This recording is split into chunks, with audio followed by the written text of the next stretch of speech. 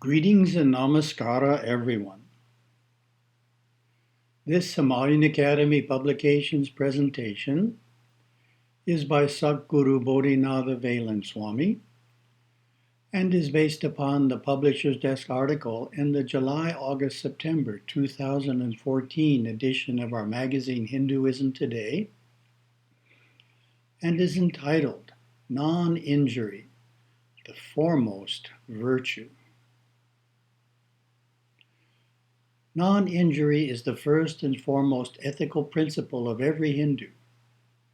In Sanskrit, this virtue is called ahimsa.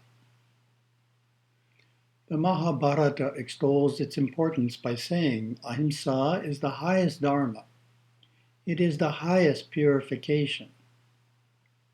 It is also the highest truth from which all dharma proceeds. An excellent definition is found in the Sandilya Upanishad.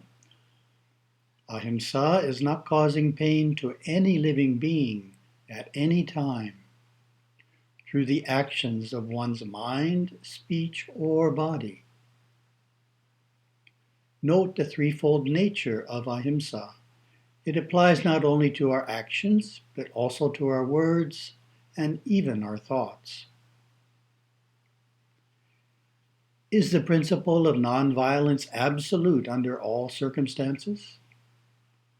My Gurudeva Savaya Subramanya Swami answered this question by stipulating a few regrettable exceptions. The first exception applies to extreme circumstances, such as when faced with imminent danger, in which case individuals may elect to injure or even kill to protect their life or that of another. Another exception applies to those who are members of a police force or armed forces. However, even those individuals should not use violence unless absolutely necessary. The Los Angeles Police Department, as an example, has a policy called minimum use of force that is in consonance with this Hindu viewpoint. The police should use physical force to the extent necessary to secure observance of the law or to restore order when the exercise of persuasion, advice, and warning is found to be insufficient to achieve police objectives. And police should only use the reasonable amount of physical force which is necessary on any particular occasion for achieving a police objective. A common justification for using violence is in retaliation for injuries to you, members of your family, your religion, or nation. There are many in the world today who believe that in those instances you have a duty to personally retaliate. This is commonly referred to as the eye for an eye mentality. However, Hinduism does not support this idea. In fact, our oldest scripture, the Rig Veda, speaks against it. Return not blow for blow, nor curse for curse. Neither meanness for base tricks, shower blessings instead. Rather than retaliation, Hinduism favors using society's established channels for finding a remedy. Take as an example a common movie plot. Someone shoots and kills your brother during a robbery, and the rest of the film is devoted to your chasing down the robber and shooting him to punish him and get even. What then happens in the next life, the sequel? There is definitely a negative karma to be faced for killing and revenge. Perhaps another robbery will take place and you will be killed.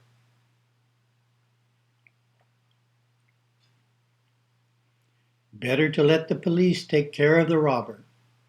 As mentioned, the policeman has taken an oath to uphold the law and therefore creates no negative karma if in capturing the criminal he has no choice but to injure him. When it comes to harming others through words, Speaking harshly to individuals or yelling at them is obviously included and should be avoided. However, there is also the more indirect approach of utilizing joking, teasing, gossiping, and backbiting to harm others.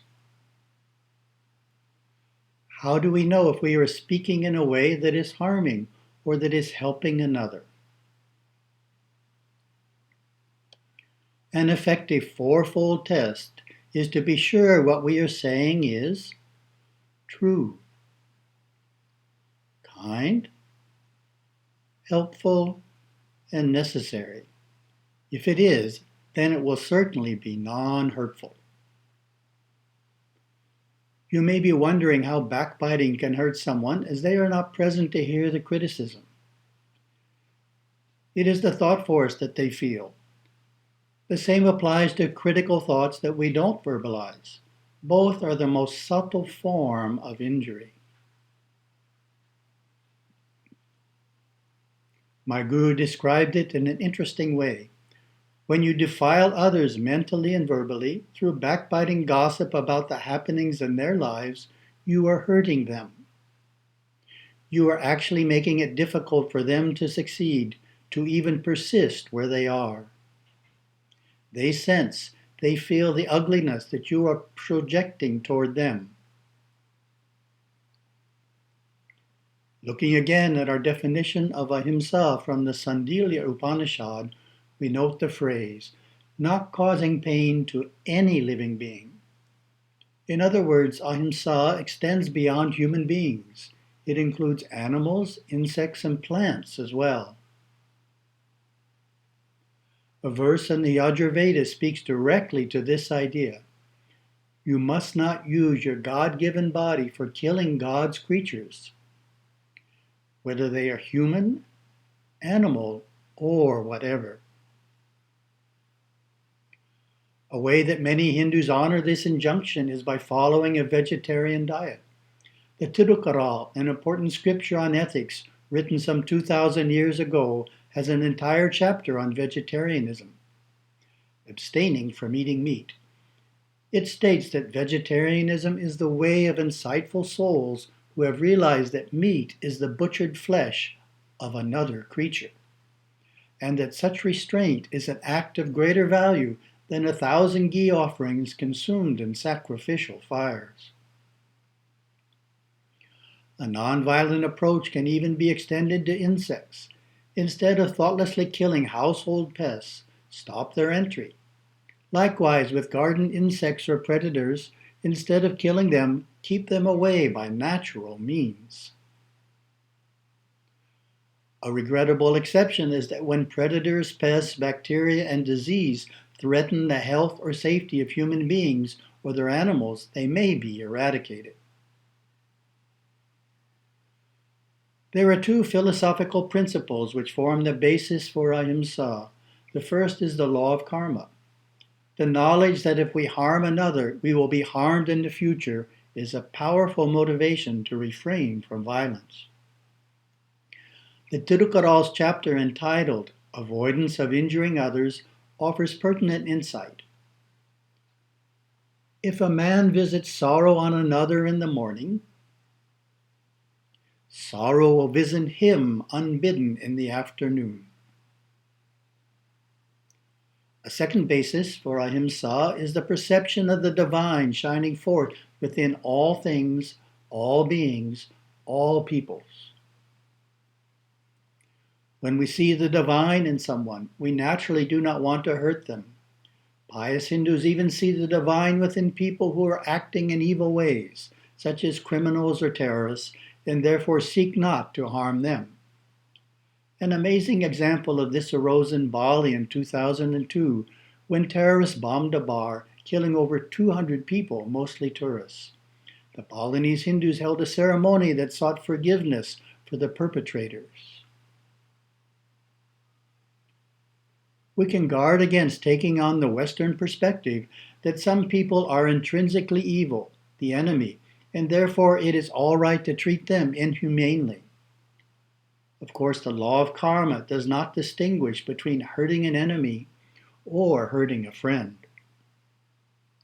The Tirukkural affirms, harming others, even enemies who harmed you unprovoked, surely brings incessant sorrow. Beyond these two philosophical bases, the Tirukkural provides two more motivations for nonviolence. The first is that it is simply how high-minded people act. It is the principle of the pure in heart never to injure others, even when they themselves have been hatefully injured. And the second is that it is a way of encouraging the injurer to reform his behavior and give up violence. The Tirukkural puts it well, if you return kindness for injuries received and forget both, those who harmed you will be punished by their own shame. A lack of compassion will obstruct our practice of ahimsa. When we are overly self-centered and oblivious to the feelings of others, we can hurt someone and not even be aware of it. Here are a few suggestions for deepening our sense of compassion for people. One simple way is to take care of animals. This is particularly helpful in teaching compassion to children. They learn to understand the needs of the animal and how to take care of it without unnecessarily disturbing or hurting it. Another way to increase compassion is by gardening and growing plants. For the plant to survive, we need to understand its nature and properly take care of it. We can't put a sun-loving plant in the shade and expect it to do well. We can't overwater a plant that needs a small amount of water and expect it to thrive. Nurturing plants and animals prepares us to take care for our fellow human beings. A third suggestion relates to computers and computer games. Unfortunately, these days, many children grow up spending way too much time alone, immersed in a computer, playing often violent video games. This can stunt their normal emotional growth and social development. They can become strangers to compassion, lacking in healthy feelings for others. A more balanced upbringing is needed. A reasonable amount of computer access, balanced out by healthy interaction with family members, friends, and others. Here is a concluding quote from my guru, which beautifully ties together the ideals of nonviolence and compassion. Practice compassion, conquering callous, cruel, and insensitive feelings toward all beings. See God everywhere. Be kind to people, animals, plants, and the earth itself. Forgive those who apologize and show true remorse. Foster sympathy for others' needs and suffering. Honor and assist those who are weak, impoverished, aged, or in pain. Oppose family abuse and other cruelties. Om Shanti, Shanti, Shanti.